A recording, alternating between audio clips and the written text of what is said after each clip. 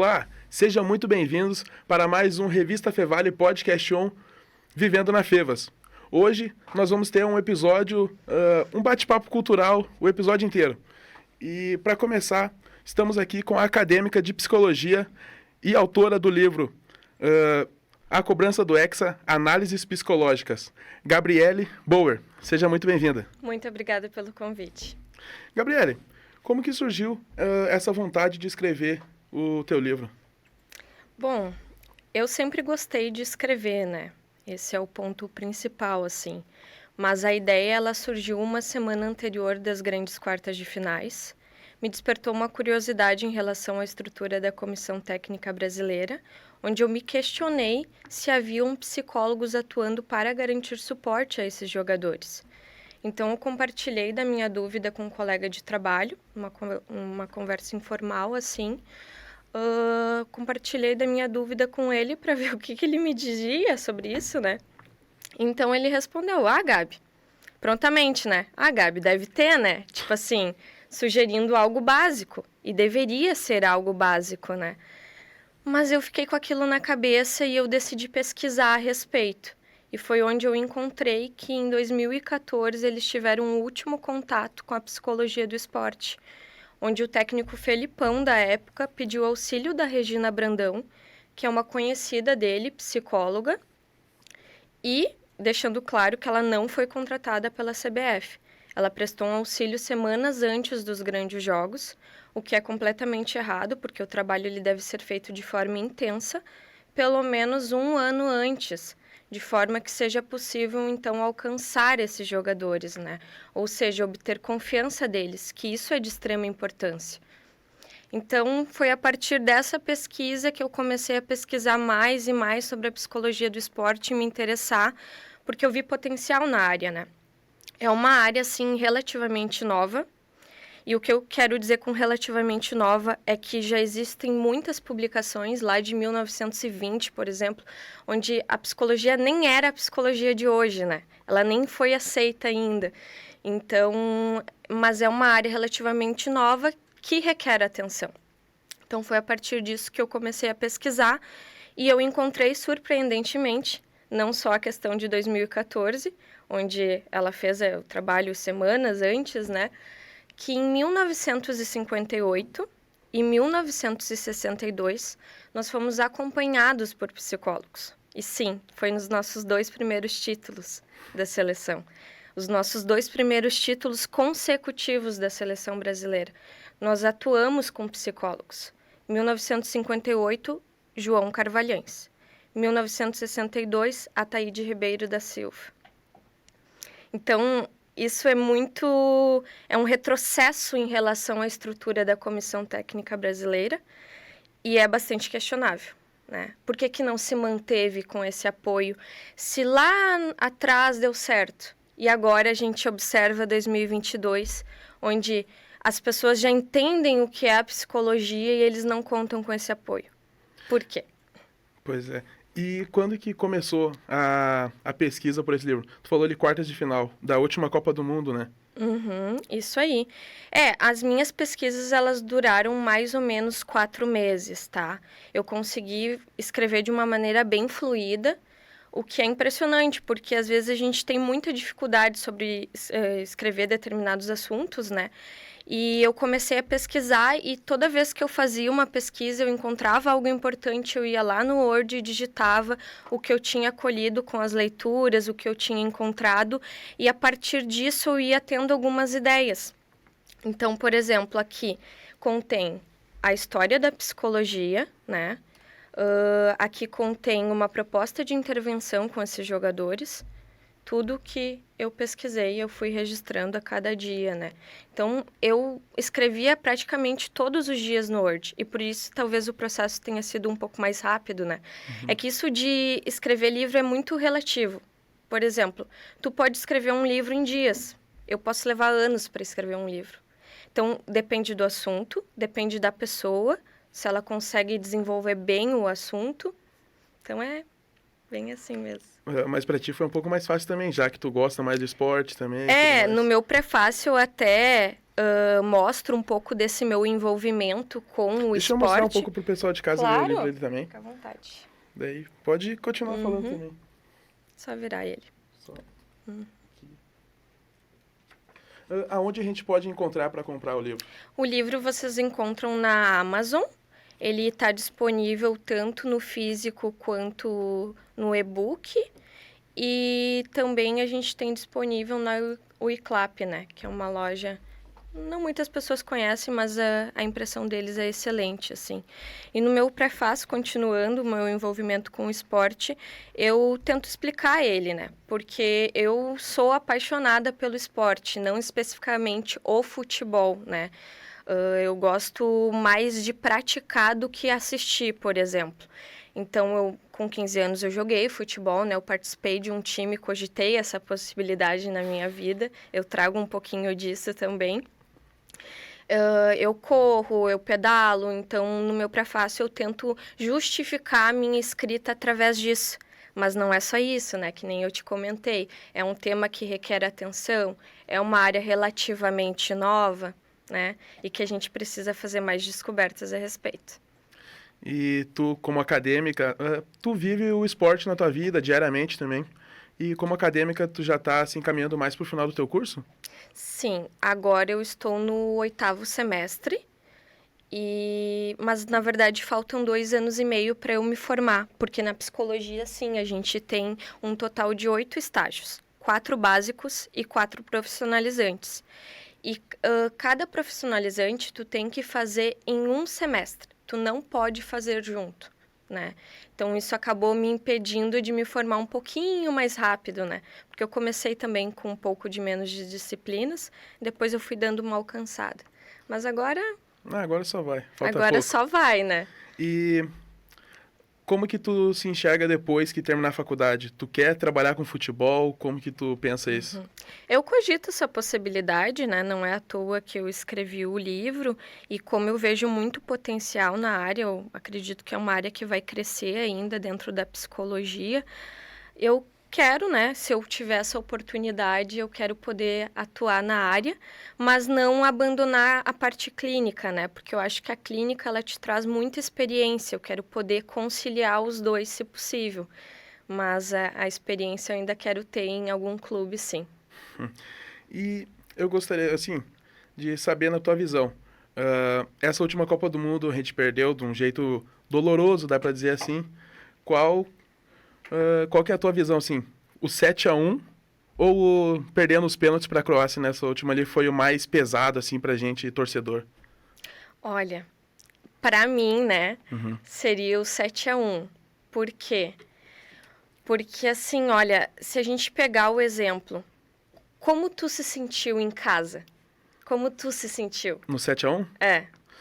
No 7-1 eu fiquei desolado. Não parecia que a gente tava em choque vendo aquilo, tipo assim, não, eu tô num pesadelo, algo do tipo. Isso, a gente não queria acreditar no que estava acontecendo ali agora naquele momento. tu imagina para quem estava atuando dentro de campo, né?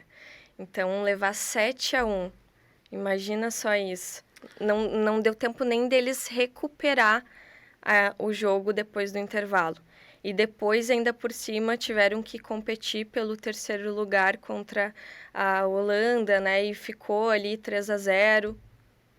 Foi uma derrota que marcou e vai continuar. Na história da Copa do Mundo foi a maior até hoje, então não existe. Mas assim, ficam algumas consequências, né? Para mim, o 7-1 foi o pior. Mas ainda assim, em 2022, a gente tem algumas considerações a serem feitas. Por exemplo, a publicação do Neymar Júnior, né, que a gente pode utilizar aqui como exemplo. Ele mencionou numa publicação que ele estava destruído psicologicamente. Então, assim, compreensível, totalmente compreensível. Por quê? Porque a gente não conta com esse apoio psicológico. Então, eu entendo o Neymar.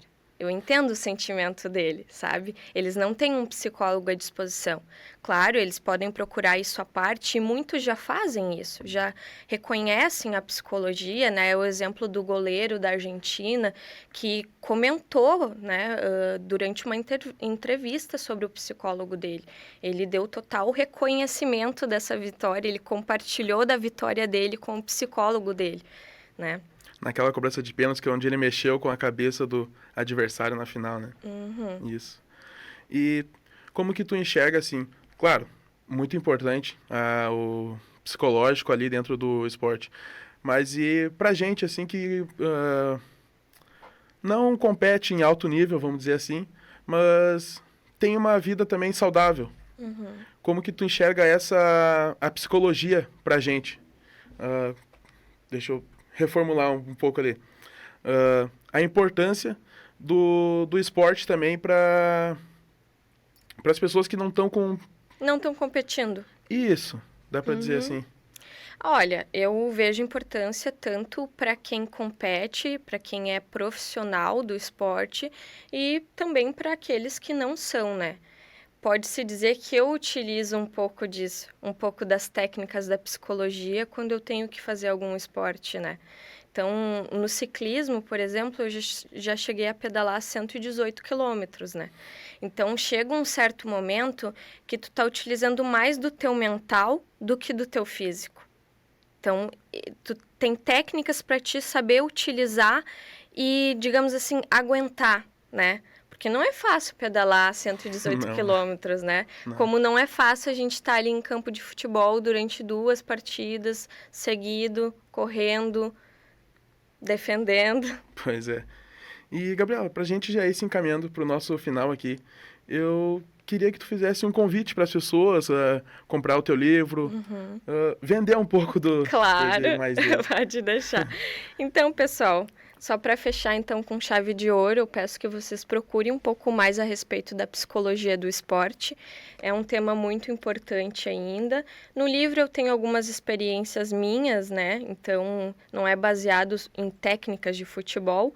Não é uma crítica em relação à cobrança, à derrota, né? Não é uma crítica em relação à derrota, e sim a ausência de psicólogos, né? Mostrando a importância disso. Tem até mesmo um capítulo sobre fé. Vocês encontram na Amazon, na loja da Uiclap. Gabriele, foi um prazer te receber aqui hoje no Podcast On. Muito obrigada. E conversamos hoje aqui com a acadêmica de psicologia e autora do livro A Cobrança do Hexa, Gabriele Bauer. E não saia daí, pois na sequência minha colega Lana Maldaner irá conversar com a Alice Garcia, autora do livro Não é Sobre Ninguém. Tudo bem, Lana? Tudo bem, Jackson? Meu nome é Lana Maldaner, sou estudante de jornalismo aqui da Universidade Fevale. E neste segundo bloco, eu vou conversar com a acadêmica de psicologia e autora do livro Não é Sobre Ninguém, mas metade é sobre o que ele me fez sentir, Alice Garcia. Seja muito bem-vinda. Oi, muito obrigada pelo convite também, por essa participação. E Vou mostrar aqui o livro para o pessoal. Tá assistindo, essa é a capa. Essa é a contracapa. Então, antes da gente começar a falar sobre o livro, conta um pouquinho pra gente sobre a tua trajetória até aqui. Então, hoje eu sou estudante de psicologia aqui da Universidade Fevale e eu comecei a escrever desde muito cedo. Então, acho que um pouco que me liga também com a psicologia tem isso, assim, dessa trajetória de estar escrevendo desde sempre. E esse livro, essa primeira construção desse livro, ele é uma trajetória de tudo que eu venho vivendo, assim. De tudo que eu já escrevi na minha vida, né? Juntando também outras partes artísticas que eu acabei desenvolvendo ao longo dos anos, né? Eu sou pintora e nas horas vagas e desenvolvo bastante arte, assim. Então, acho que até aqui seria isso, assim. Uhum. Na primeira página, tu diz, não é sobre ninguém, é sobre arte, sobre sentir, sobre expressar e sobre o que ele me fez sentir.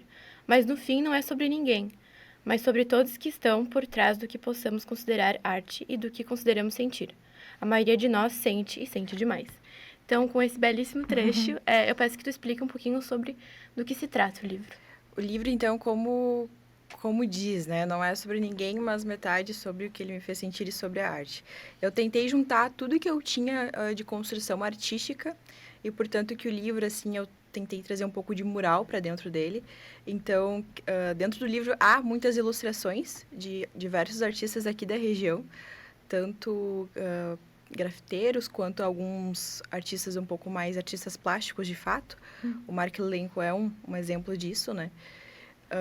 E com isso, assim, eu quis retratar a arte de várias formas. E a minha forma de expressão é a escrita. Mas a forma de expressão enfim, diversas artes, né? E com isso, colocando dentro do livro, assim, toda essa expressão que há nas ruas também, porque traz muito do grafite para dentro dessa obra, né, que a gente pode chamar assim. E isso é muito interessante, então, para fazer um pouco de junção de tudo que não é sobre ninguém e daí ele traz uma construção do que a gente sente e principalmente o que eu senti, que foi os momentos em que eu consegui expressar, né, os meus sentimentos. E a maioria das vezes as pessoas também estão sentindo. E nem sempre a gente tem sentimentos bons e positivos o tempo todo. Mas na maioria das vezes as pessoas não sabem como lidar com isso. Ou também não enxergam possibilidade de poder dizer que estão tristes ou que não estão vivendo uma boa fase. E nesse livro eu tento expressar um pouco disso também, que é possível ficar triste, a gente pode ter o nosso momento de choro ali, o nosso momento de desapego, e isso é normal, todo mundo acontece com todo mundo, e nem sempre essas pessoas têm essa visão sobre esse assunto, assim. Uhum. Tu usou a forma de poesia, né, para escrever o livro. Por que tu escolheu isso? Não quis escrever crônicas ou um romance? Eu me conecto muito com a poesia, né? A minha forma de escrita. Eu já tentei escrever outras coisas e, no fim, eu olho e não faz sentido para mim. E é muito engraçado porque, hoje em dia, às vezes eu abro o livro, assim, uma página aleatória. Penso, vou ler um poema agora. Uhum. E eu leio e faz muito sentido para mim. Reflete muita coisa positiva ou me ajuda naquele momento. Então, isso é uma grande construção, assim. Eu me ler como uma autora, né? Como uma escritora, de fato. Tu disse que o curso de psicologia influenciou na tua escrita, mas como influenciou? Enfim, as aulas são muito abrangentes e há uma infinita possibilidade, assim, de coisas, né?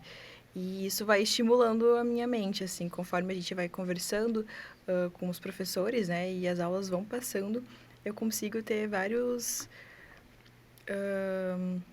me fugiu a palavra agora. Mas vamos dizer que várias ideias, assim, durante as aulas. Então, a construção do segundo livro, né? Que já está em andamento, ela traz muito isso, assim, muitas ideias que aparecem no meio da aula, assim, de assuntos variados que me fazem sentir algo muito maior e eu passo para o papel, então.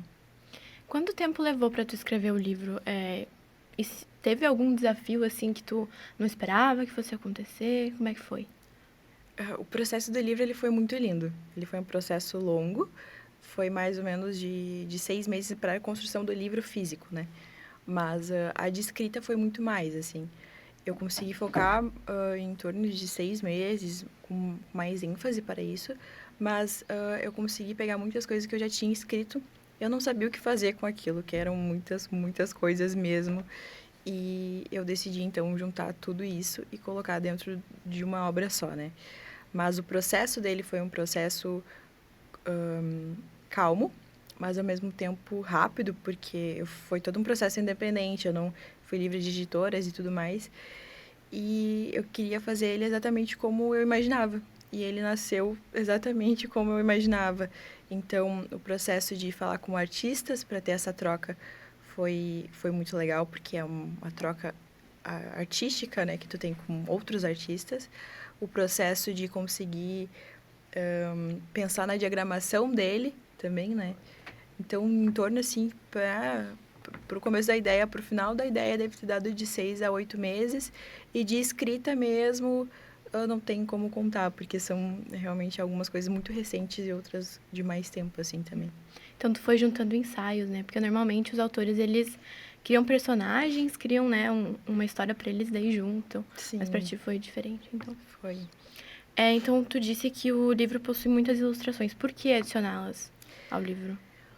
Porque a maioria delas me inspiraram a escrever. Uhum. Eu tenho muita admiração por arte de rua. Eu acho que isso é uma arte que deve ser notada e ela tá ali de graça para todo mundo deslumbrar dela. E eu vivi muitos momentos positivos e eu sempre passando pelas ruas, e as ruas, elas levam a gente para lugares muito bons e às vezes para lugares nem tão bons. E eu sempre estava ali enxergando aquele monte de arte em volta de mim, e eu parava e eu escrevia Cansei de desligar o carro para fazer alguma anotação, assim, algum insight que eu tive e escrever. E eu quis trazer isso para dentro do livro, da forma de expressão de arte, assim. Então, finalizando, quais livros que tu indicaria para os leitores de plantão? Essa é uma pergunta bem